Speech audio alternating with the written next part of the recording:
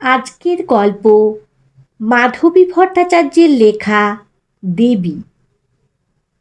কোলের বাচ্চাটা দুর্বল গলায় কেঁদেই চলেছে। বাকি দুটোও ভাত খাবে বলে ঘ্যান ঘ্যান করছে।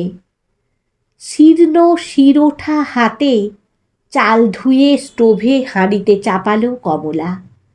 শ্যামলা লাবণ্যহীন চেহারায় ক্লান্তি, দুর্বলতা, চিরকালীন অভাব আর দারিদ্র্যের সঙ্গে সংগ্রামের ছাপ রেখে গেছে। চোখের কোলে গভীর কালি, অযত্নে লালিত এক ঢাল চুল, যা হয়তো একসময় ছিল সৌন্দর্যের নিদর্শন, এখন শুধুই বিরক্তির কারণ। রুক্ষ উস্কো খুস্কো চুলে হাত দিয়ে বারবার চুলকে চলেছে কমলা, এবং পাল্লা দিয়ে তার কপালের বিরক্তির ভাঁজ বাড়ছে। ওপাশে মাদুরে চুপ করে শুয়েছিল জগাই। শুয়েছিল না বলে পড়েছিল বললেই ভালো হয়। কদিন আগেই ভারী অসুখ থেকে সেরে উঠেছে। শরীর এখনো দুর্বল, কাজে বেরোতে পারছে না। কমলাও কাজে যেতে পারছে না কোলের বাচ্চার জন্য। 1 মাসের শিশুকে রেখে কাজে যাওয়ার উপায় নেই। বাচ্চাগুলো সেটা বোঝে না। খিদের জ্বালা চুপ করে সহ্য করার কৌশল ওদের জানা নেই। নিত্যদিন ঘ্যান ঘ্যান করে চলে। ঝড় উঠলে উট যে কৌশলে বালিতে মুখ গুজে নিজেকে রক্ষা করার চেষ্টা করে, ঠিক সেই রকম জগায়ও বালিশে মুখ গুজে সমস্যাগুলো থেকে পালানোর চেষ্টা করে। ঘরে কিন্তু আর চাল নেই। ভেসে আসে কমলার ক্ষীণ গলার আওয়াজ। জগাই নড়ে না, মুখ গুজে থাকে একইভাবে। ঠিক তখনই কমলার হাতে ধরা হাতাটা উড়ে আসে তার দিকে। কমলা এমনিতে ঠান্ডা মানুষ, কিন্তু রেগে গেলে চণ্ডাল। জগাই ভয়ে ভয়ে উঠে বসল। লজ্জা নেই তোমার? সারাক্ষণ শুয়েই আছো। তোমার রাবণের গুষ্টিদের কে দেখবে? এক্ষুনি আমার চোখের সামনে থেকে দূর হও। যেখান থেকে পারো খাবার জোগাড় করে আনো। কমলার এই রণরঙ্গিনী মূর্তিকে বড় ভয় পায় জগাই। চিঁচি করে বলল, শরীরটা বড় দুর্বল গো, 2 পা হাঁটলেই মাথা ঘোরে। আমি কিচ্ছু জানি না। যেমন করে পারো খাবার জোগাড় করে আনো, নইলে বিষ খেয়ে মরো। চিৎকার করছিল কমলা। ভয়ে ভয়ে বেরিয়ে পড়ল জগাই। ঘরে থাকলে কমলা আরও চিল্লবে। বল্লভের দোকানের সামনে কিছুক্ষণ ঘুরঘুর করল সে। দোকানে খদ্দেরের ভিড়। এখন কিছু বলতে গেলে তেড়ে আসবে বল্লভ। ভিড় একটু ফাঁকা হতে ভয়ে ভয়ে এগিয়ে গেল, খুব যেন আপনজন। ঠিক এইভাবে একগাল হেসে বলল, কেমন আছো বল্লভ দাদা? কাজ করতে করতে বল্লভ ঠান্ডা চোখে একবার তাকালো। কোনো ধার বাকি কিন্তু আর হবে না। কিছু লাগবে না, শুধু অল্প কিছু চাল হলেই চলবে। বল্লভ জবাব দিল না।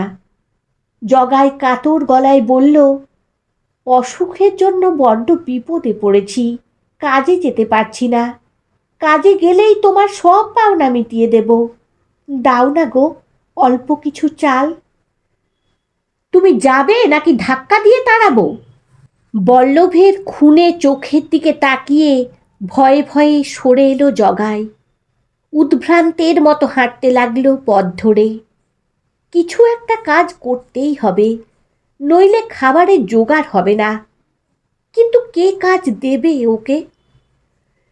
রেলগেট পেরোলে এক কালী মন্দির। পুজো হয়ে গেছে। জবার মালায় সজ্জিত জগন্মাতার মুখে ভুবন মোহিনী হাসি। জগাইয়ের অবশ্য দাঁড়িয়ে দেখার সুযোগ নেই। চলতে চলতেই অভ্যেসবশত মায়ের উদ্দেশ্যে 2 হাত মাথায় ঠেকালো একবার। দেবী তো দয়াময়ী, তাকে কেন দয়া করেন না? রেল কলোনিতে যাবে ভাবছে। ওখানে কোয়ার্টারগুলোতে মাঝে মাঝে জঙ্গল আর আগাছা সাফ করার কাজ করেছে। দেখা যাক, আজকেও যদি সেরকম কিছু কাজ পাই। হিয়া রান্না সারছিল। একা একা সব কিছু সামলাতে বেশ কষ্ট হয়। কাজের মানুষের সন্ধানে আছে, কিন্তু পাইনি এখনো কাউকে। কদিন আগেই এই ছোট্ট স্টেশনটিতে বদলি হয়ে এসেছে অনন্ত। রেলওয়েতে অ্যাসিস্ট্যান্ট স্টেশন মাস্টারের পোস্টে আছে ও। কোয়ার্টারগুলো যাচ্ছে তাই অবস্থা। কদিন ধরে সাফসুতরা করতে করতে হাঁপিয়ে গেছে হিয়া আর অনন্ত দুজনেই। এখন ঘরগুলো মোটামুটি ভদ্রস্থ চেহারা পেলেও বাইরের খোলা জায়গাটা আগাছায় ভর্তি। সাফ করলে ওখানে ফুলের বাগান করবে, দেখতে ভালো লাগবে। অনন্ত বাইরে থেকে ফিরছিল, কাছেই দোকানে গিয়েছিল। গেটের সামনে আসতেই সিরেঙ্গে রোগা মতো একটা লোক এগিয়ে এলো। বাবু, জঙ্গল সাফ করাবেন? লোকটার দিকে ভালো করে তাকালো অনন্ত। রোগা হাড় জিরজিরে চেহারা। যা চেহারা তোমার, পারবে তো করতে? অনন্ত সংশয় প্রকাশ করল। পারবো বাবু, কাজটা দিয়েই দেখুন, জগাই ব্যগ্র গলায় বলল। ডালটায় ফোড়ন দিতে দিতে অনন্তর চিৎকার শুনতে পেল হিয়া। হিয়া, দেখে যাও, একজন লোক পাওয়া গেছে, বাগানটা সাফ করে দেবে। হিয়া বাইরে বেরিয়ে দেখল হাড় জিরজিরে একটা লোক দা হাতে নিয়ে দাঁড়িয়ে আছে, জঙ্গল সাফ করবে। এই মা, এই লোকটা পারবে তো? শরীরের অবস্থা দেখো। অনন্ত কিছু বলার আগেই জগাই বলল, পারবো দিদিমণি, আমি অনেকবার করেছি এমন। ঠিক আছে, তবে সাফ করে দাও পুরোটা, তারপর আমি জায়গা দেখিয়ে দেব। ওখানকার মাটি কোদাল দিয়ে একটু কুপিয়ে দেবে, ফুলের গাছ লাগাবো। কাজে লেগে গেল জগাই। হিয়া আবার রান্নার কাজে ব্যস্ত হয়ে পড়ল। অনন্ত দাড়ি কামাতে গেল। স্নান করে খেয়ে ডিউটিতে যেতে হবে। আজ ডে শিফটের ডিউটি। অনন্ত বেরিয়ে গেছে। রান্না শেষ করে সব গুছিয়ে রেখে হিয়া দেখতে এলো লোকটার কাজ কত দূর এগিয়েছে। লোকটা কোয়ার্টারের বারান্দায় বসে হাঁপাচ্ছিল। পরনের মলিন শার্টটা পুরো ঘামে ভেজা। জঙ্গল অনেকটাই পড়ে রয়েছে। হিয়াকে দেখে লোকটা ভয় পেয়ে তাড়াতাড়ি বাগানে নেমে গেল। এই যে, কি নাম তোমার? হিয়া ডাকল। আজ্ঞে জগাই। লোকটা পেছনে ঘাড় ঘুরিয়ে বলল। জগাই? আচ্ছা, বলছিলাম, কাজটা করতে কষ্ট হলে ছেড়ে দাও, অন্য লোক দিয়ে করিয়ে নেব। তুমি বরং বাড়ি গিয়ে বিশ্রাম নাও। অসুস্থ মানুষ কাজ করবে কি করে? হিয়ার কথা শুনে লোকটার প্রায় কেঁদে ফেলার অবস্থা। না না দিদিমণি, আমি পারবো, গরমে কষ্ট হচ্ছিল বলে একটু বসেছিলাম। লোকটার তোবড়ানো গাল, কোটরে ঢুকে যাওয়া ক্লান্ত চোখ দুটোর দিকে তাকিয়ে ভারী মায়া হলো হিয়ার। এই দুপুরে বেচারার নিশ্চয়ই খিদে পেয়েছে। খিদে পেয়েছে তোমার? ভাত দিচ্ছি, অল্প করে খেয়ে নাও। জগাই হাঁ করে তাকিয়ে রইল। বাবুদের বাড়ি কাজ করলে খেতে তো পাই, তবে ওই চা জল খাবার ছাড়া আর কিছু নয়। ভাত খাবার কথা এই প্রথম কেউ বলল। হিয়া থালায় করে ভাত তরকারি নিয়ে এলো। বারান্দায় জায়গা করে যত্ন করে খেতে দিল জগাইকে। ভাত, ডাল, পটল ভাজা, আবার এক টুকরো মাছ আর ঝোলও রয়েছে। খাবারের থালার দিকে তাকিয়ে চোখে জল ভরে এলো জগাইয়ের। কতদিন কমলা আর বাচ্চারা এভাবে খেতে পায়নি। সংকোচে বলল, ভাত তরকারিগুলো বাড়ি নিয়ে যাই, এখন খেতে ইচ্ছে করছে না। আরে, এই যে বললে খিদে পেয়েছে, খেয়ে নাও এক্ষুনি। একটু ইতস্তত করে জগাই বলে ফেলল, বাচ্চাদের জন্য নিয়ে যাব, কতদিন পেট ভরে খেতে পাচ্ছি না, আজ তো ঘরে এক দানাও চাল নেই। হিয়া স্তব্ধ হয়ে রইল।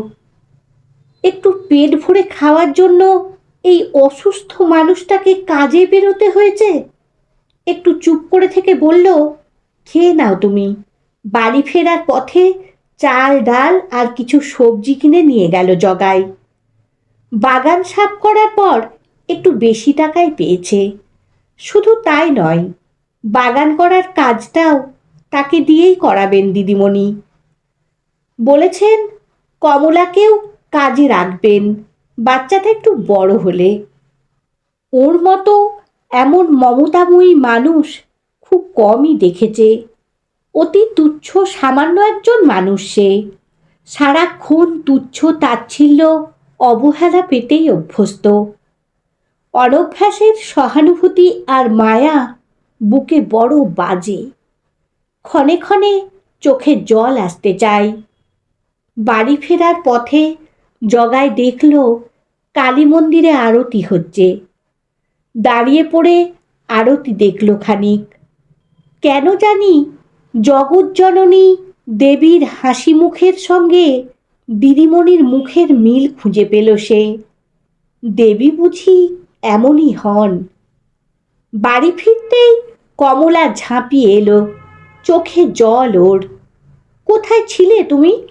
আমি রাগের মাথায় কি না কি বলেছি, তাতেই বেরিয়ে গেলে। তুমি চিন্তা করো না, ঠিক খাবারের জোগাড় হয়ে যাবে। অসুস্থ শরীরে তোমাকে কাজ করতে হবে না।